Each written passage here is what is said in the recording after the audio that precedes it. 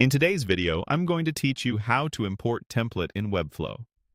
By the end, you'll know how to bring a template into your project, connect the pieces you need, and get everything ready for editing and publishing inside Webflow. Start by opening the Webflow designer for the project you want to work on. Make sure you're on the canvas view of the site you'll be importing into. Once the designer loads, look for the highlighted search or quick find field at the top of the interface. Click into that field and type a keyword related to the template or component you want to bring in. When the result you're looking for appears, click the highlighted option to open it. This helps you jump straight to the section or page where your template content will live. Next, you'll see a prompt about managing custom attributes with an app called xAttributes. Click that to open the details.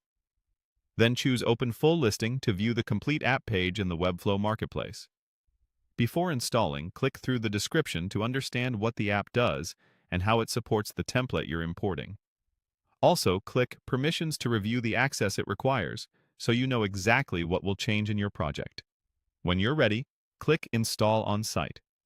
Confirm the prompt so the app can connect to your project. This step streamlines how your template's attributes and settings are handled, reducing manual work later on. Back in the designer, select a heading element where your imported template will display its title or key text. This is a good spot to verify that your typography and classes match the template's expectations. Then open the DOM or structure panel to confirm the element order mirrors the template's hierarchy. Keeping the same structure ensures styles and interactions behave correctly. Open the Explorer to check that related components, symbols, or assets that the template relies on are present and properly linked.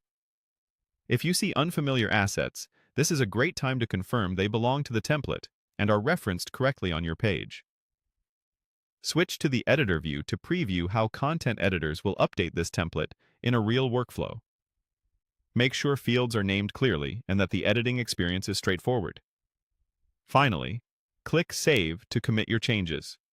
That locks in the template setup, the attribute connections, and your structural adjustments.